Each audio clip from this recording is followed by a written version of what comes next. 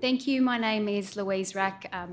As I've been introduced, I work at the University of Newcastle as a practitioner and a researcher with young women who use violence, as well as the practitioners in the systems that are designed to support them. So today I'm going to be talking briefly about the program that the data is drawn from, but spend most of my time sharing the young women's stories and experiences of violence and what we might be able to learn from them. Because I'm using the language and direct quotes and case studies, I will be using the language of the young women as well. So that means that I'm just going to give you a blanket swear warning, sorry. Hope no one's overly offended, and if you are, I do apologise. I'd also like to acknowledge my presence on the traditional lands of the Ngunnawal people and pay my respects to elders past, present and emerging, and extend all my respects to Aboriginal colleagues meeting with us today. I really also want to acknowledge the traditional custodians of the Awabakal, Bundjalung, Wiradjuri, Worimi and Yagal nations. These are the ancestral countries of my Aboriginal friends and colleagues and who have been working alongside me in this project, but they're also the ancestral countries of the young women who have been sharing their experiences and stories with us, so it's really important to acknowledge them. So in our work, we have a rich cultural reference group that guides our work. With young Aboriginal people in the program, and this learning is applied to our work across our work with non-Aboriginal young people as well, but I'll take you through that as we go.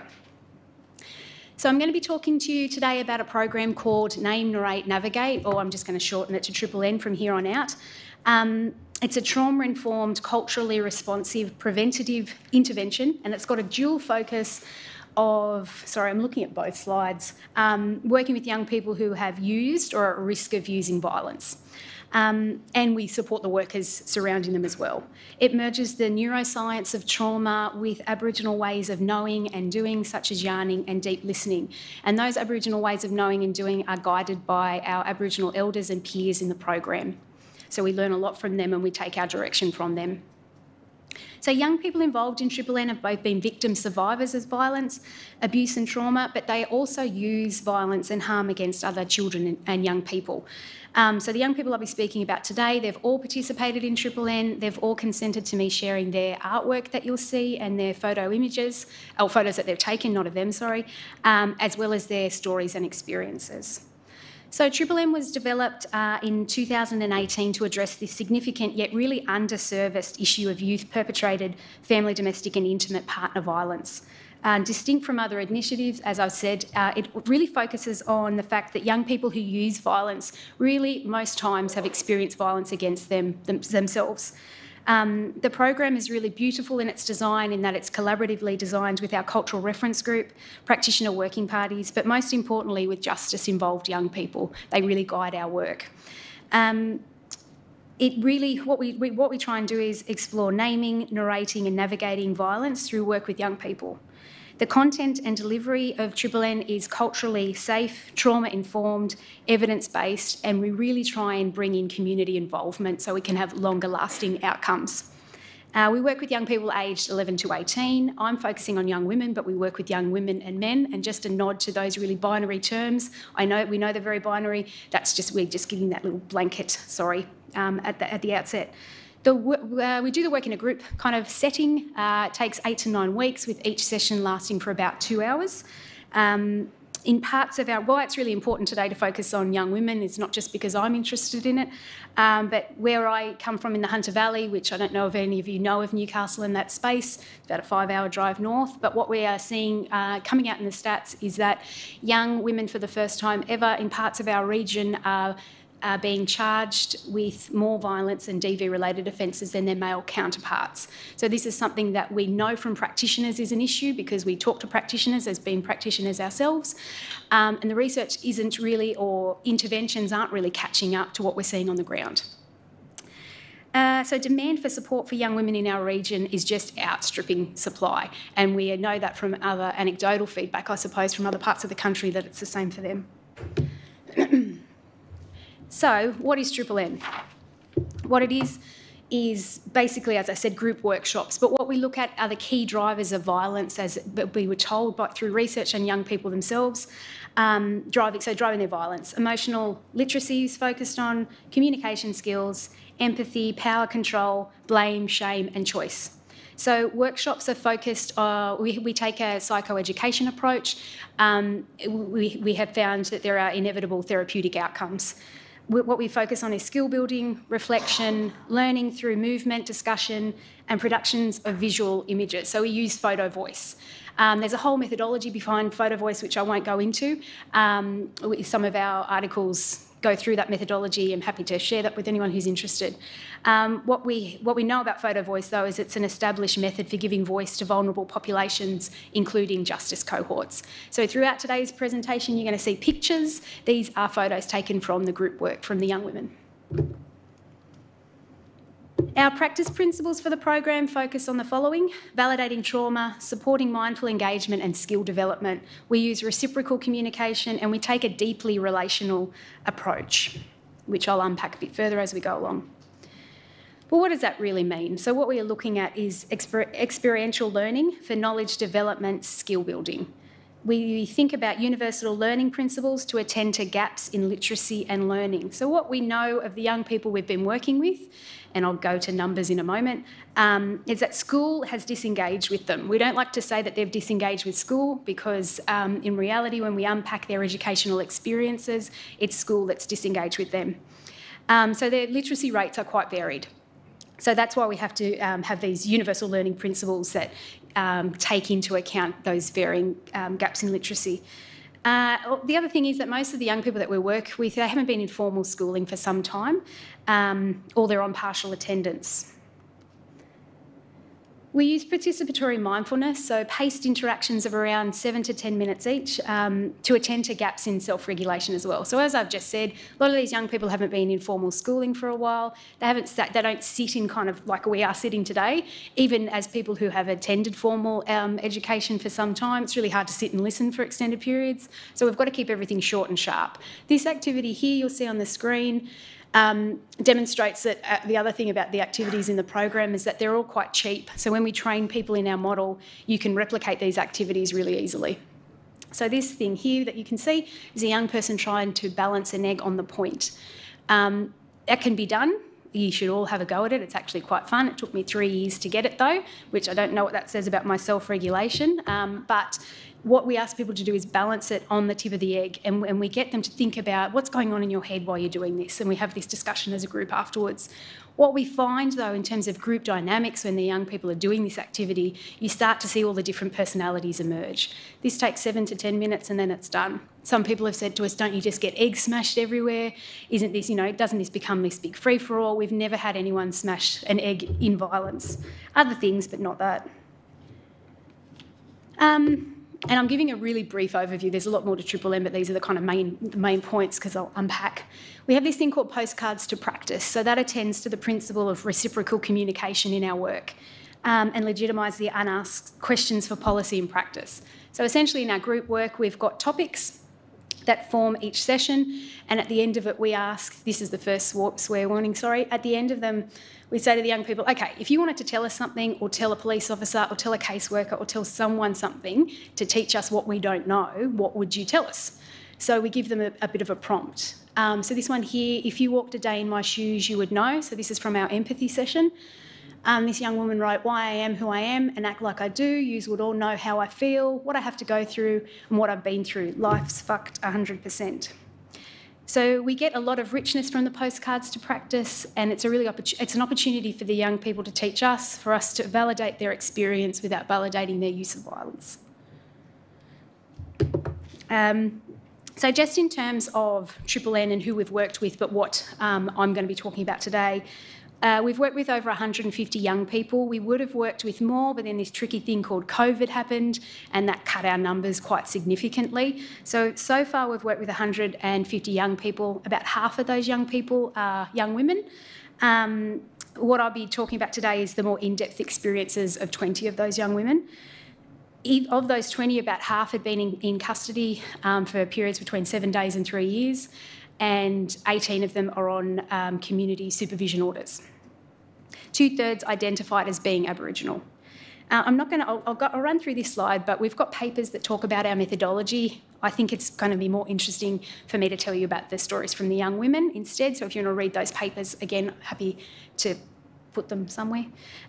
Okay, so the ethics, interesting ethics stuff up the top, but our sample cohort for this particular 20 was young women who had pled or been found guilty of violence-related charges, who are under youth justice supervision and or participants of Triple N program. We focused our sample location in the Hunter Valley, and so Newcastle and the wider surrounds. Females aged 13 to 18. Some of the data collected includes psychosocial assessment, communication style data, the photo voice photos that you'll be seeing and the narratives that are drawn from those photos and in our group work. We pulled out things from the postcard to practice narratives that I just showed you on the other slide, session feedback forms, our own practitioner feedback notes, and we do post-session interview data. So the intervention is around 9 weeks, and we use qualitative and quantitative analysis there. So what was shared, what we found out. Trauma is common. So common amongst all of the young women that we've worked with on the Triple M program are pervasive experiences of trauma past, present, cumulative and chronic in their everyday lives. The violence is gendered. All young women who use violence have identified themselves as victims of male-perpetrated violence. But dynamics are complex. So while all are victims of male-perpetrated violence, most of their own violence has been perpetrated towards other women. I could talk to you about that for this whole session. We don't have capacity to, but there is a real gendered direction of violence from young women towards other women. So violence, desire for change, community, education and housing insecurity were discussed at length throughout Triple N for young women. The following is like not a complete list, but they're just some of the factors that young women shared with us that contributed to their use of violence. Now, I'm just going to point out on this slide that you can see my maths is not very great because that adds up to 21, not 20. So you'll see in the second group it'll say 11, but that should be 10, so apologies there. Felt safety was a real factor and concern for the young women in the groups. So young women who are involved with youth justice typically have a greater likelihood of homelessness and housing instability. And we heard from the young women and their stories of displacement where housing issues roughly fell into these categories. Homelessness or risk of homelessness, living in unsafe or overcrowded public housing, living in institutional settings like resi care, and we've got our one little outlier at the bottom which I'll talk to you about. So for the young women who had no fixed address, who are technically classified as homeless, they would come to groups very tired because of having to scrap for where they were staying the night before. And the focus of their conversations would be, okay, well, where are we going to stay tonight? They were very tired and they were hypervigilant and focused on somewhere safe to stay, which does not seem like rocket science. They didn't have a lot of possessions. The possessions that they had, they treated with a lot of care, such as their shoes. So I've never seen teenagers with such clean shoes as the young women who are living and sleeping rough. So couch surfing between friends and family, common with this group, but what we found really interesting and sad and disturbing was this increased frequency as violence for young women used as a commodity for somewhere to stay. So someone saying to them, yep, you can stay with me for 2 nights, you've got to go and flog so-and-so first though. That didn't happen, that doesn't happen for our young males, but for young women it's happening more and more frequently. And that coincides with staying in dysfunctional or violent sexual relationships, also for somewhere to stay. None of these young women in this particular group had parents or caregivers in their lives that were providing them with any oversight or care or getting their basic needs met. And actually just fell through the cracks completely. Having worked in out-of-home care, their experiences are parallel with kids who are in out-of-home care. They're not getting that support or that label of being a child in care. Rightly or wrongly, that is a reality for these young women. So they're missing out on a level of oversight and care. So for the young women in the typo section, that should be 10, who did live at home with family members, they were living in unsafe situations of overcrowding. Situations of overcrowding. So there's a young woman who was about 15 and she said she couldn't remember sleeping on a mattress or a bed. Her house was so at the seams with people that there was nowhere really for her to sleep each night.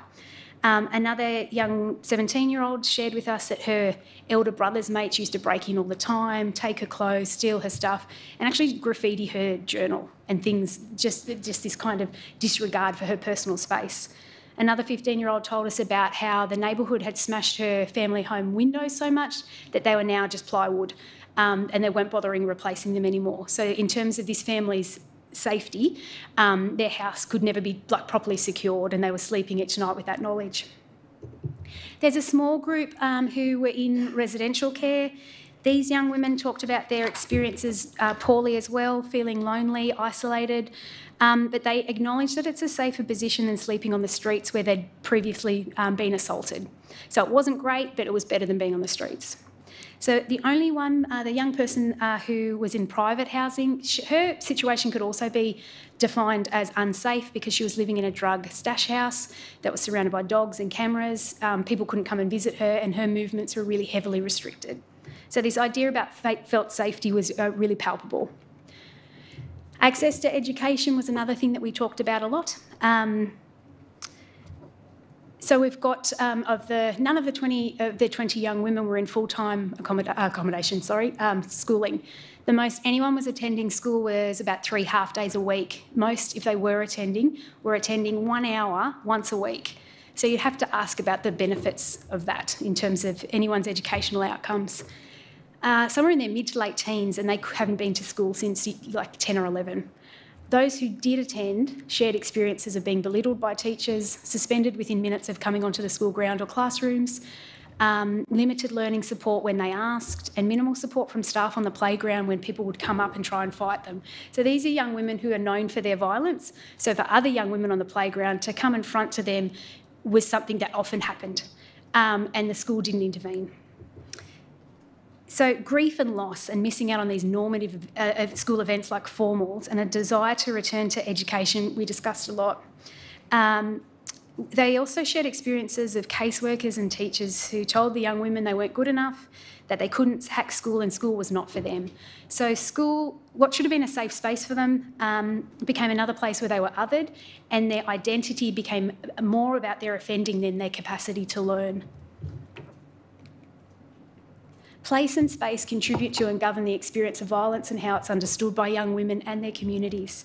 The young women we worked with played a really strong role in policing what was and was not acceptable in their communities, and would at times use violence to get people back in line if they had breached a community norm. So this was particularly true for our young Aboriginal female participants who talked about this added responsibility they felt within their kinship connections to keep people in community doing the right thing. Shame was something discussed as well, but what we saw was active and naturalistic restoration occurring in these collaborative acts of caring, sharing and co-creation, so creating the photos, doing art and things together.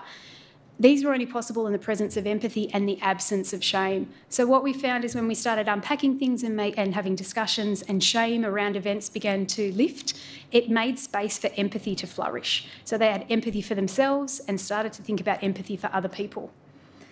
So we sought to flatten kind of traditional hierarchies of power through guided use of social yarning from our Aboriginal elders and colleagues, and coming together and talking with this express purpose of trusting each other, sharing and building belonging. We began to share snippets of our own lives, which we do as facilitators in a kind of considered way, and our own experiences, and we gradually began to observe the young women opening up to that and beginning to share of themselves too. So it was this mutual exchange of shared history that prepared ground for them to hear and in turn for them to be heard. For our Aboriginal specific groups, so we do run Aboriginal groups for young women, Aboriginal young women. This meant always ensuring that we had appropriate cultural representation through Aboriginal female facilitators. And in that space, the Aboriginal female facilitators took on the role of aunt and were able to talk about what that meant in terms of cultural significance. Invalidation is another thing. Systemic and structural invalidation is just rife amongst the male and females, particularly the females though. And accounts of this often underscore recollections of violence as a way to communicate unmet needs and or to find connection, especially when it translated to safety and self-protection. I'm just going to read a little story from one of our participants, Jazz, who was in hospital at the time. So I'll be just reading this, sorry. So these two seckies came, so security guards, and they stand at the door like this. They had their arms crossed, didn't say one word to me. Just standing there like they're trying to intimidate me or whatever. And I was asking to see my mum and if I could make a phone call. And the nurse was like, no, you're not allowed to until you speak to the doctor. And then I start getting agitated. And the doctor came in and he said, well, not too bad, it's 8:30 now. You can't see your mum. And I'd be sitting there for like 3 hours saying, I need to see my mum, I want to see my mum. And the doctor just keeps talking to me. And I was like, can you just get out? Can you please just leave me alone? He's like, no, it's fine, rah. And he just kept talking. I was like, can you just move away from me? And as soon as he moved away from me, I lost it. Jazz was in hospital because she was the victim of a DV assault against her. So she knew what she needed. She needed her mum. And she made that really clear to all allied health professionals that as a 17-year-old young woman, she needed her mum, and that's what would help her. The disregard for her request and her care fed into this building sense of anger and fear for her, and not justifying what she did, but this actually eventuated into some property damage at the hospital and saw her get charged. So she presented at the hospital as someone who was a victim of DV, left the hospital with an additional charge. We're really interested in the roles of structures and systems in violence. We need to say this is wonderful caseworkers out there. I myself was one for a lot of years. But what we saw, we were really struck by these examples of denial and disregard of care that we saw firsthand and that were told to us. So we saw caseworkers with low expectations of the young women they were working with. We saw withholding of opportunity and resources, particularly if they didn't like the young person or just felt that they weren't worthy of an opportunity for extra training or workshops or whatever. We saw implicit and explicit bias, disregard for experiences and denial of care. We were working with a young woman who was 15 and she was telling us this story, and she said, so it was 4 months ago and I was 6 months pregnant, and Dad was flogging me all over the kitchen, and I wasn't so annoyed about that. I was annoyed because he hadn't planned a first birthday party for my little brother. Anyway, I was super angry at him, etc., etc. And me and the other facilitator looked at her like each other, and I know my maths isn't great from the other slide, but she said 4 months ago she was 6 months pregnant. We knew she didn't have a child. We weren't given any of that information. We knew she didn't have one because she didn't talk about having a child, and we didn't get that in the referral information. She had to leave early, so we couldn't touch base with her. We talked to her caseworker. We said, is there some way we should be supporting this young woman because of what she's told us? What's going on for her that you can tell us so we can make adjustments or whatever, support her? The caseworker said, oh, don't worry about it, she had a miscarriage. She's had 4 or 5, we're not concerned. So we were so disturbed by this story, which is just one of many, as the other facilitator and myself, white women of certain age, if our experiences were having 4 to 5 miscarriages, our grief and our trauma would have been validated and recognised. This was a 15-year-old girl who was Aboriginal and poor, and her experiences were somehow less than ours. And it was almost like a relief that she had had a miscarriage and wasn't having a child. And so these kind of examples of how structures and systems perpetuate violence with young people are evident. Back to Jazz, who you heard about. Jazz has got a great outcome story that I'll tell you about though. I've been stuck in the system for too long. So contrary to existing evidence, young people were knowledgeable and skilled in navigating the legal system. They were consistent with existing evidence. They commonly perceived police as unfair, unkind and uncaring. Interactions with the criminal justice system were intergenerational, sustained and sadly seen as inevitable. Jazz shares a story about how she was arrested at the beach in her swimmers by male police officers and chucked in the fishbowl. For those of you who know what the fishbowl is, for those of you who don't, you're in like this big plastic perspex kind of clear space in a police station so you can be observed. There were no other females on site.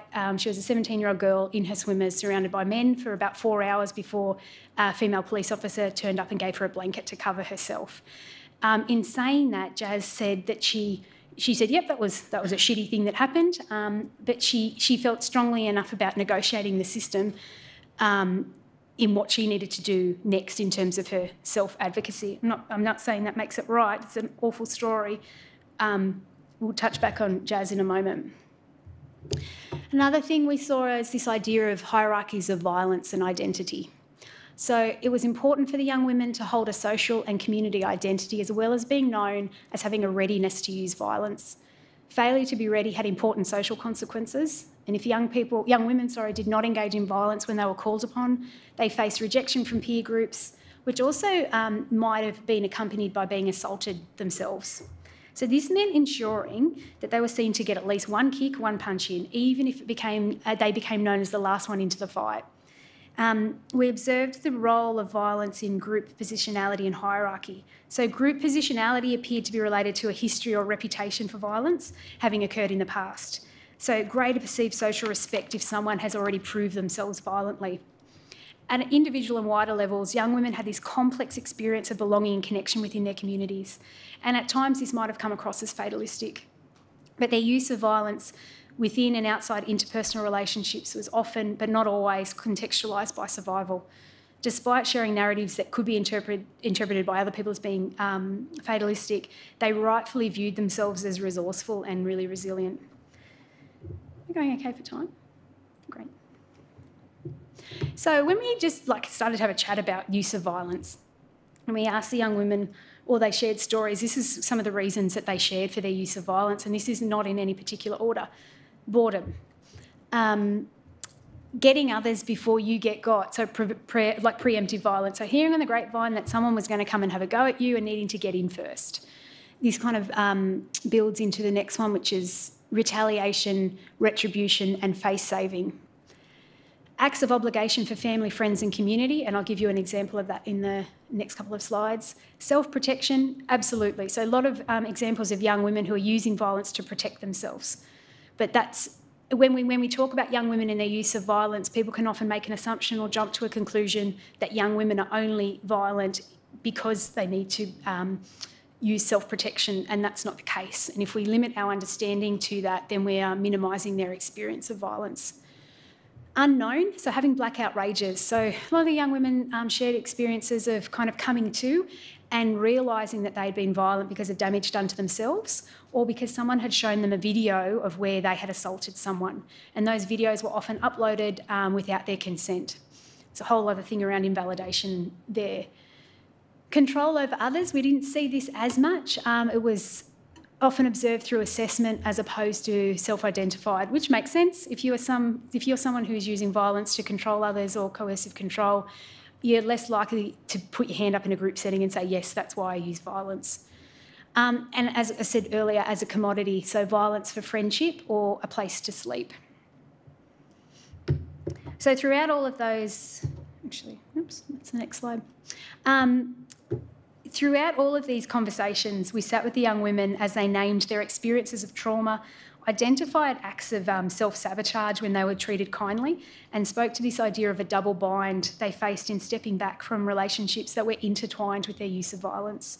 So this is especially pertinent for young women who use violence with and for family members or perceive that their violence is for family members. Here are some direct quotes from some of the young people that young women we've worked with. So Angel, who's 16, says, I was bored all the time, nothing to do, then some bitch would look at me, ... Emma says, I was about 11 or 12 when old Gronk started offering me money to have sex with them. Annika, 17, says, girls are evil, boys will punch on and get over it, girls will leave it a week before they punch on. Angel again says, yeah, resi is shit, but you know it's better than being on the streets. You get raped on the streets. Annika says they see the postcode where she lives and they think they know all about me. They know nothing. Emma shared an experience which was then confirmed with the young women who had also been in a youth custodial setting. The guards, male, would grab your ponytail and pull it before chucking you against a wall or the ground. They shared experiences of male custodial or male guards handling them unnecessarily, particularly around breasts and bottoms. Josie says, but she'd taken my sister's shoes, so I had to do something about it. So, I waited for her, and then I stomped her pretty bad, and I got the shoes back. Sammy shares an experience of a caseworker's words to her. He said to me, no, school isn't for you, you can't hack it. This is a young woman who'd been living on the streets. If she could hack living on the streets, according to the department, she should be able to hack being at school. Kylie, Kylie's quotes up the top there really typifies a lot of the conversations we had. You know a man will hurt you, but a woman will always let you down. There was almost like an expectation that men would be physically violent or sexually physically violent towards these young women. But what really disappointed them was the emotional disregard and the lack of care from women in their lives. That might have been mums, female teachers, anyone, but it was a woman in authority.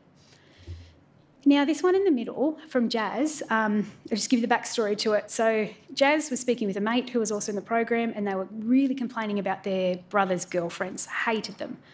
And for no kind of apparent reason, just didn't like them. And they were saying, but our brothers are so good. They never, no DV stuff. They're so good to them. Get them whatever they want. And we can't stand them. And Jazz says, it's like you can't wait for the day your brother calls you to come and bash his missus. So, 2 minutes, okay. When we kind of unpacked that, we said they couldn't see that as DV, that their brothers were their brothers using them as a tool for their brothers' violence. They saw this as an act of love and obligation to their brothers and being able to support their brothers. 2 more slides. So just in terms of some outcomes, engagement, so our program graduates return to education, training or employment. If you come through the Triple N program and you are no longer offending, you can come and work with us, co-facilitating, collaborating with research, anything that kind of tickles your fancy within your master skills. Connection program graduates reduce offending, often by making different relationship choices. That's a really big deal for young people to be leaving their friendship groups and sometimes family. Coping. Triple N assists graduates to a point of readiness by strengthening self-awareness, self-regulation and skills for connection. I'll just go to this last slide where we hear more from the young women, which is in like the latter stages of the program. Mika says, I'm proud to be back at school. I'm trying really hard. Jazz says, when I finish TAFE, I might talk to you about uni. I want to work for youth justice to show other kids that there's a way out. Jazz went from 120 charges in a calendar year to nothing.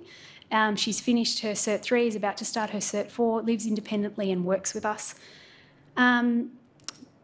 There's another one here from, one's dropped off, but Mika said, now I feel ready to learn more about my culture. She also said that this photo reminds me of, we were doing photo elicitation, reminds me about feeling happy, wanting to make changes and have a different life. I no longer want to be involved in crimes.